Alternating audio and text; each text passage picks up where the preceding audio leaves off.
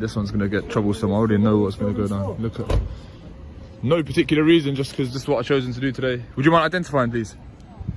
PC Dean. Okay. Code number 17920. Thank you. And yourself? Okay. Why are you lot all coming out like this? You're making me feel nervous. Because like. when people start filming outside of our police station, it tends to alert red flags. Okay? For what reason? Mainly for terrorism. I'm not saying you are. When an officer says things like, "People usually film police stations for terrorism," it's a loaded statement. They're not directly accusing you, but they're trying to plant suspicion. This is called implied association. In the UK, filming in public, even outside police stations, is completely legal. There's no law against it. Bringing up terrorism is often just a tactic to unsettle you, make the situation seem more serious, and give them a reason to push for a stop and search under terrorism laws. Okay. Okay, but mainly because majority of people come around, they like to film our cars, know what our registrations are, know what our police officers look like. What? Okay? Okay. No procedures for getting in and out of the building safely and securely. So that in that way, they can potentially perform a terrorist attack, okay, and have it all on recording. So that's why we come down and we like to check to make sure why they are. So you asked me to identify myself. Yeah, I'm not going to identify. No, no. Why is that? I'm not required to. I'm not committing any offence. You're not required to because you're not committing any offence. Yeah, absolutely. However, you are in a public place. Absolutely. Okay? Exactly. So under Section 50 of the Police Reform Act, okay, you could be required to identify yourself with name and address, or you could be arrested. Okay, if your what if behaviour I'm is believed to be antisocial? So am I behaving antisocially? The officer mentions Section 50 of the Police Reform Act 2002, which lets police ask for your name and address only if they reasonably believe you're causing antisocial behavior. But antisocial behavior means actions likely to cause harassment, alarm, or distress, not just standing outside with a camera. Filming in public is lawful unless you're actually causing those issues, so Section 50 doesn't apply here. The officer may just be bluffing to get details, and using Section 50 without proper grounds can be seen as misuse of power. It does not constitute antisocial behaviour, no. Is that the route we're going to go down? I'm not going to give you my name. I'm not going to give you my name. I wouldn't suggest using the Section 50 power. You would have to prove that I'm behaving antisocially, causing members of the public harassment, alarm, and... Okay, so how's my behaviour? If you're filming and the fact that you're standing outside, there's a member of the public to walk past and feel completely distressed by the fact that you're... How would they feel distressed by that? Am I engaging anyone else? I'm just here filming you. You walk past... What are we doing? Are you going to nick me now, are you? Well, I'm going to ask you to move on, sir. I'm not going to move on. I'm in a public place. At the moment, you're not in a public place, sir. This is cast as a private... No, it's not. It's not private. Public land usually means roads, pavements, footpaths, and anywhere the public can freely go. Even if the police or local authority own the land, it's still a public place in law unless there are clear signs, barriers, or legal restrictions. So, a pavement right outside a police station is still a public place. I'm not. Look, this is a pavement, mate. What are you talking about? I'll tell you what, sir, if you want to be in a private place or a public place, take a step in that pavement. No, I'm good here. I'm good here. I'm good here. So this is not a private place. How is this a private place? Look at where we are. Look. Just so the camera can pick it up, yeah? So if it... So there's your yellow lines. No. You're talking nonsense, mate. You're talking rubbish. And there you are, mate. You're trying to flex jurisdiction. Let's just pack it in. Yes, you are. I will carry on filming. No, I'm not going to step there. So we've got Section 50, and now we're talking about private land. What's next?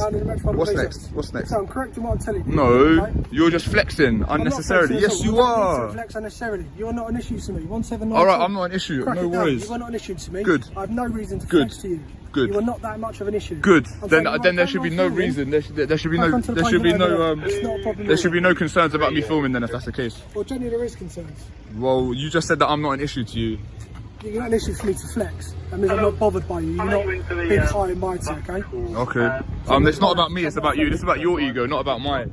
Not about your... Yeah, of course it is. Your ego needs to be approved and swept and fucking stroked because you're standing... Did you just swear? Yeah, I did just swear. So you just... public place. Of course you're in a public place. You just committed Section 5. I'm not in a public place. Hold on. Dean, bruh. Pack it in, mate. Pack it in, mate. Pack it in, mate. Pack it in right now. Don't swear again. We're all in a public place. This is all public. Private. This is all public. This is all publicly accessible. Show me where the boundary is that denotes public and private. No, double yellow line doesn't denote private property. Dean, mate, you're digging yourself a hole. You're digging yourself a hole. You just swore. You started with Section 50. Then you're saying private property. Even if this was private property, it's a civil matter. This is publicly accessible. This isn't private property anyway. This is private land, mate. sir. This is Mate, this has not been good. Mate, this ain't good. Okay. Why are you swearing? Can I swear? Can I use the F word? You can swear if you want, sir. So I can say fuck, yeah? Congratulations. Fuck. Yeah, no, I feel good, yeah. Well done. Okay. Just we'll carry through. We're going to pay. And you did swear in a public place. Private. This ain't private, mate. No, it's not. You're making yourself look ridiculous. Just go back inside, mate. All right. You have to take a pinch of common sense as well. I don't have to take a pinch of nothing. I don't have to take any advice from any of you. I'm in a public place filming, which is lawful.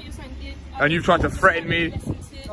Yeah, you have. Yes, you have. You haven't educated me. I'm educating you right now. Go on. Like, with you standing so close to the entrance... I'm not obstructing you, am I? No, but you need to listen. With you standing so close to an entrance, filming, that poses security questions for us, okay?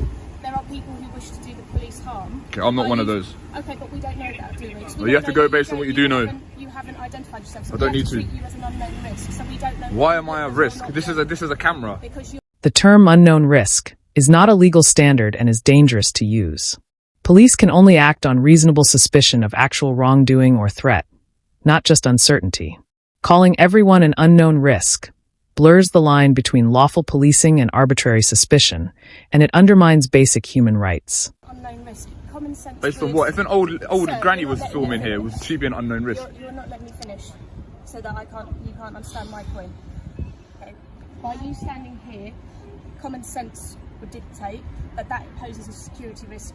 Why? Is the building not secure? Like, you lot are armed, like you've got a taser. Like, what sort of security risk is it? Standing here constantly, filming cars coming in and out.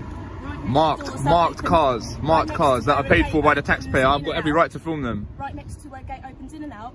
Like I said, you're an unknown risk. You've got a bag. We don't know what you've got on you. You could run in. You could have something on you that we don't know. Yeah, well, so that's why. I mean, there's lots of members of the public that have stuff on them that you don't know.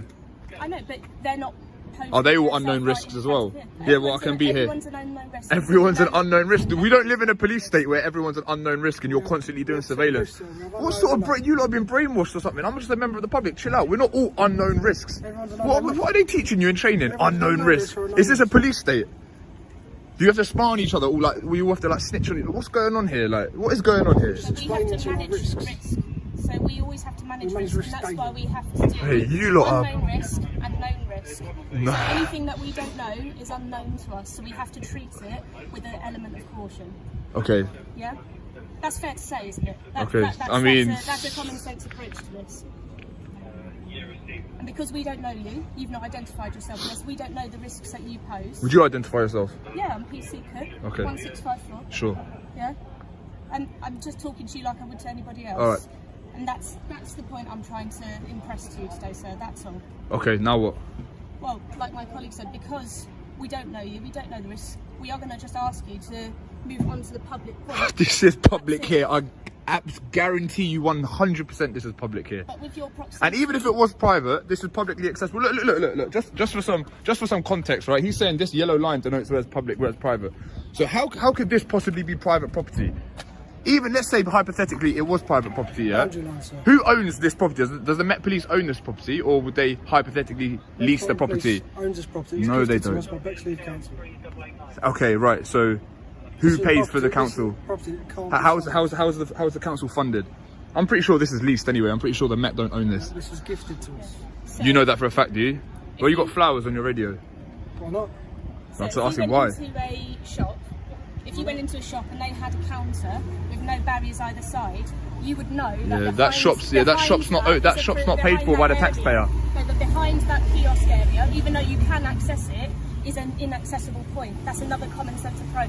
So you can see that from there to here, and then this bit here, common sense would dictate that this is not a public part of the domain. Yeah? Okay, well this is all paid for by tax money, so. But you have to you understand why we're talking. You understand how like fiscal policy works. So the government tax, and then they spend on public services, and this is that. Does that make sense? Yes, that makes sense. Yeah, it's a fiscal policy. It's the economic policy, right? So it dictates how spending and taxation works. Okay, I'm not here for a lesson. I'm just trying to talk to you. Right. And I'm just trying to explain to you as a person, from a person to a person, why we are managing the risk of somebody standing by the entrance that's constantly Okay, have I satisfied that I'm not a risk? Well, no. Because we All right. still Well, how are you don't going to know who satisfy it then? Well, we're Just remember, everything I'm doing right now is perfectly legal. So just remember that, and it's not antisocial. Well, why did you backpedal on that? I didn't backpedal. Yeah, you did. But why are you not nicking me under section 50 then? Because I don't have reasons to nick it. Doesn't mean backpedaling. Okay. I'm trying to approach you with common sense. I don't like to unnecessarily criminalise people. Oh, thank you. Good, So- good, Me and my colleague have tried to appeal to your common sense nature, but clearly good. I'm If happy you that are you're not. loads I'm of happy us that you're who not like to come out- criminalising people. That's good. You know of any officers doing stuff like that? I know of any else Yeah. unnecessary criminal. Yeah, yeah. Never heard of that. Right, good, good. Why? How can you know you swore in a public place as well? I didn't swear. Yeah, you did. I did not. And if that has offended you, then I do apologise, but I did not swear in a public place. You did. You said the F word.